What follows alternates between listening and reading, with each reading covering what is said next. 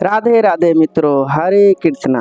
आप सबका मेरे YouTube चैनल राम त्रिपाठी 88 पे स्वागत है। जैसा कि आप सबको पता चल गया होगा कि योगिनी एकादशी का व्रत आने वाला है, तो आप सबको मैं बताना चाहता हूँ कि आषाढ़ मास के कृष्ण पक्ष की योगिनी एकादशी जो है गृहस्थ जनों के लिए दिनांक 21 दिन शनिवार को रहेगा एवं उसका पारण दिनांक 22 दिन रविवार को रहेगा एवं सभी वैष्णव जन के लिए एकादशी का व्रत जो रहेगा वो दिनांक 22 दिन रविवार को रहेगा एवं पारण उसका दिनांक 23 दिन सोमवार को रहेगा। तो इसी के साथ में चलिए श्री नारायण की एकादशी व्रत कथा को प्रारंभ करते हैं। बोलिए हरे कृष्णा, राधे राधे।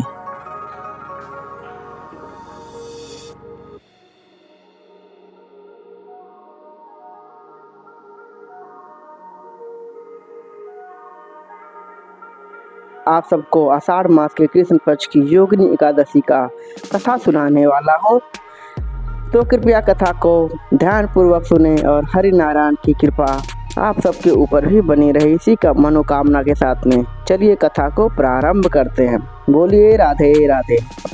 युधिष्ठिर ने पूछा, वासुदेव, आषाढ़ के कृष्ण पक्ष में जो एकादशी होती है उसका क्या नाम है? कृपया उसका वर्णन कीजिए। भगवान श्री कृष्ण बोले, नृप श्रेष्ठ, आषाढ़ के कृष्ण पक्ष की एकादशी का नाम योगिनी है। यह बड़े बड़े पातकों का नाश करने वाली है। संसार सागर में डूबे हुए प्राणियों के लिए यह सनातन नौका के समान है। तीनों लोकों में यह सारभूत व्रत है। अलकापुरी में राजाधिराज कुबेर रहते हैं। वे सदा भगवान शिव की भक्ति में तत्पर रहने वाले हैं। उनके हेममाली नाम वाला एक यक्ष सेवक था जो पूजा के लिए फूल लाया करता था। हेममालिनी की पत्नी बड़ी सुंदर थी। उसका नाम विशालाक्षी था। वह यक्ष कामपाश में आबद्ध होकर सदा अपनी पत्नी में आसक्त रहता था। एक दिन की बात है कि हेममाली मानसरोवर से फूल लाकर अपने घर में ही ठहर गया और पत्नी के प्रेम का रसास्वादन करने लगा। अतः कुबेर के भवन में न जा सका। इधर कुबेर मंदिर में बैठकर शिव का पूजन कर रहे थे। उन्होंने दोपहर तक फूल आने की प्रतीक्षा की। जब पूजा का समय व्यतीत हो गया तो यक्षराज ने कुपित होकर सेवकों से पूछा, यक्षो, दुरात्मा हेममाली क्यों नहीं आ रहा है? इस बात का पता तो लगाओ। यक्षों ने कहा, राजन, वह तो पत्नी की कामना में आसक्त हो अपनी इच्छा के अनुसार घर में ही रमण कर रहा है।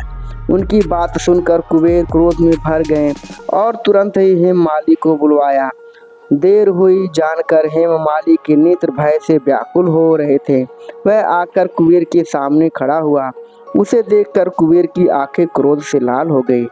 वे बोले, ओ पापी, ओ दुष्ट, ओ दुराचारी, तूने भगवान की अवहेलना की है। अतः कोढ़ से युक्त और अपनी उस प्रिय तब मास से वियुक्त होकर इस स्थान से भ्रष्ट होकर अनंत चला जा।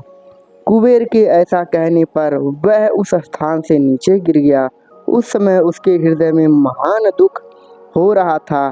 कोढ़ों से सारा शरीर पीड़ित था, परंतु शिव पूजा के प्रभाव से उसकी स्मरण शक्ति लुप्त नहीं होती थी। पातक से दबा होने पर भी वह अपने पूर्व कर्म को याद रखता था। तदंतर इधर उधर घूमता हुआ वह पर्वतों में श्रेष्ठ मेरुगिरी के शिखर पर जा गया। वहां उसे तपस्या के पुण्य मुनिवर मार्कंडेय जी का दर्शन हुआ। पाप कर्मा यक्ष ने दूर से ही मुनि के चरणों में प्रणाम किया। मुनिवर मार्कंडेय ने उसे भय से कांपते देख परोपकार की इच्छा से निकट बुलाकर कहा, तुझे कोढ़ के रोग ने कैसे दबा लिया? तू क्या इतना अधिक निंदनीय जान पड़ता है? यक्ष बोला, सुने मुने, मैं कुबेर का अनुचरण हूँ। मेरा नाम हेममाली है। मैं प्रतिदिन मानसरोवर से फूल ले आकर शिव पूजा के समय कुबेर को दिया करता था। एक दिन पत्नी सहवास के सुख में फंस जाने के कारण मुझे समय का ज्ञान ही नहीं रहा। अतः राजाधिराज कुबेर ने कुपित होकर मुझे शाप दे दिया है, जिससे मैं कोढ़ से आक्रांत होकर अपनी प्रियतमा से बिछड़ गया। मुनि श्रेष्ठ, इस समय किसी शुभ कर्म के प्रभाव से मैं आपके निकट आ पहुंचा हूँ। संतों का चित्त स्वभावतः परोपकार में लगा रहता है, यह जानकर मुझे अपराधी को कर्तव्य का उपदेश दीजिए। श्री मार्कंडेय जी ने कहा, तुमने यहाँ सच्ची बात कही है, असत भाषण नहीं किया है, इसलिए मैं तुम्हें कल्याणप्रद व्रत का उपदेश करता हूँ। तुम आषाढ़ मास के कृष्ण पक्ष में योगिनी एकादशी का व्रत करो। इस व्रत के पुण्य से तुम्हारा कोढ़ निश्चित ही दूर हो जाएगा। भगवान श्री कृष्ण कहते हैं, ऋषि के ये वचन सुनकर हेममाली दंड की भांति मुनि के चरणों में गिर पड़ा। मुनि ने उसे उठाया, इससे उसको बड़ा हर्ष हुआ। मार्कंडेय जी के उपदेश से उसने योगिनी एकादशी का व्रत किया, जिससे उसके शरीर की कोढ़ दूर हो गई। मुनि के कथानुसार उस उत्तम व्रत का अनुष्ठान करने पर वह पूर्ण सुखी हो गया।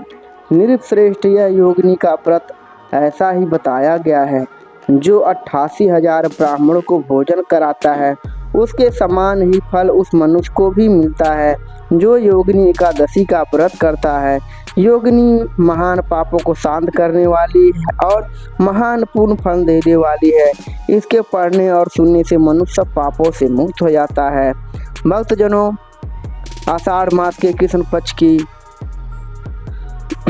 योगिनी एकादशी यहीं पे संपन्न होता है। भगवान नारायण हरि की कृपा आप सबके ऊपर बनी रहे, इसी मनोकामना के साथ में वीडियो को यहीं पे विराम देते हैं। बोलिए राधे राधे, हरे कृष्णा, जय श्री राधे।